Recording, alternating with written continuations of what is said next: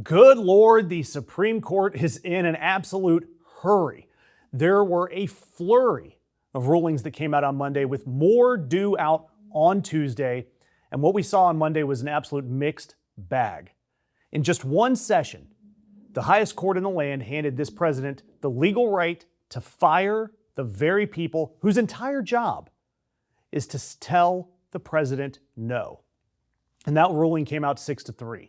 And that was just the first thing that they did before lunch. The court then ruled that the president can fire the commissioners of the Federal Trade Commission for no reason at all. And the woman at the center of it, Rebecca Slaughter, got an email telling her she was gone. The email had no cause, nothing. And because under this ruling, the FTC doesn't need one. The Trump loyalty test is protected, at least in this instance.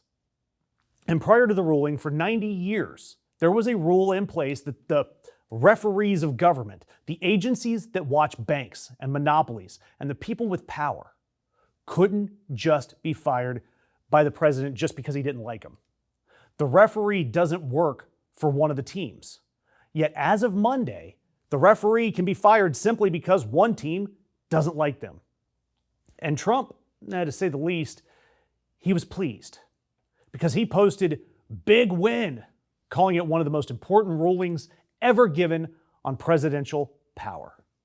But that wasn't enough. He posted again, saying that 90 years of precedent has been completely and unequivocally overruled.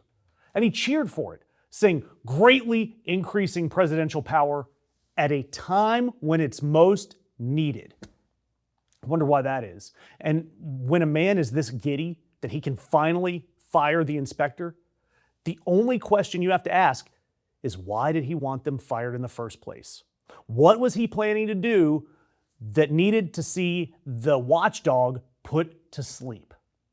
Justice Sotomayor, she warned that her own court had just handed Donald Trump the powers of a king. Now, fortunately, there was one guardrail left standing in a separate ruling. It was 5-4.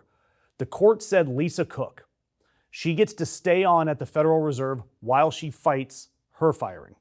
And she's the first Fed governor that anyone has tried to remove in the central bank's 111-year history. And Donald Trump went after her over some mortgage paperwork that she says that she didn't even get the chance to respond to.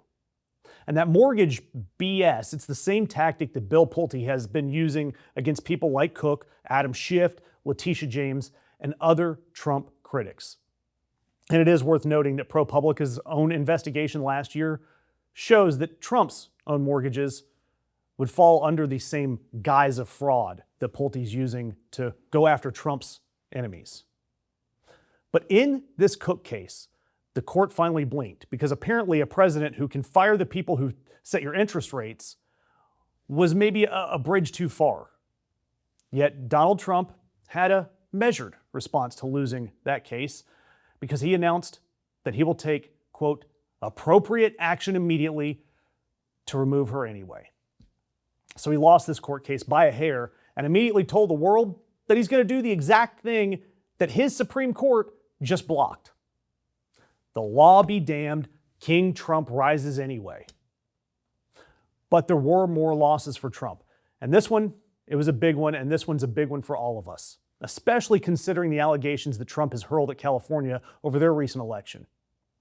The Supreme Court ruled that states can count mail-in ballots that arrive after Election Day as long as they were postmarked on time.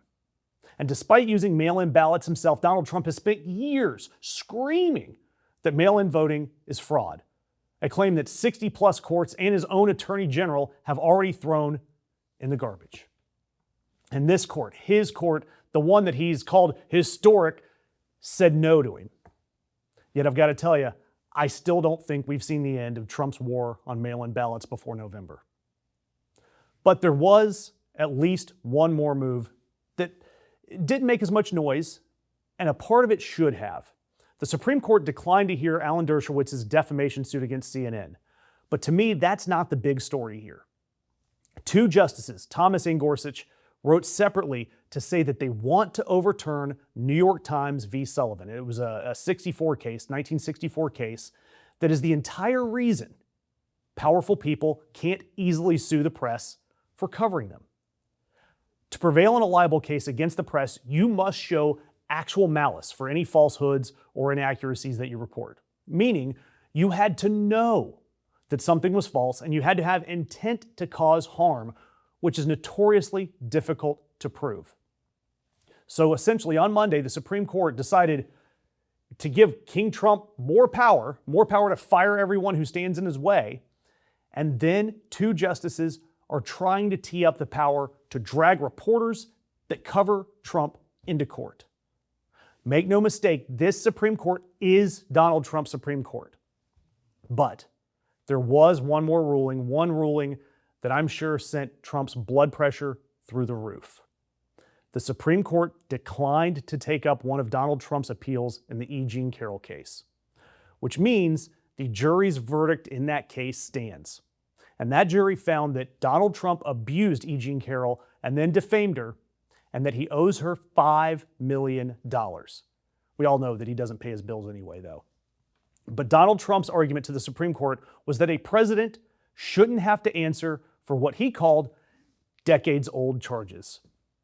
The court said no, and that finding, the jury ruling, stays exactly where it is.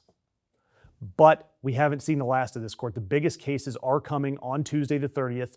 The Chief Justice said that the final rulings of the term will happen on Tuesday, and they are big ones: birthright citizenship, transgender athletes, and campaign finance limits.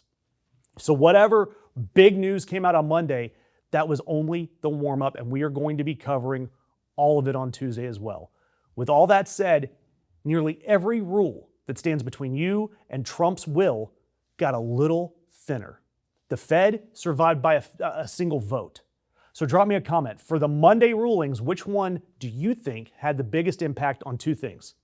Which one had the biggest impact on Donald Trump's psyche? Was it the mail-in ballots, or was it E. Jean Carroll? And which one out of all of these rulings has a bigger long-term impact on our country? I would argue that it is the mail-in ballots.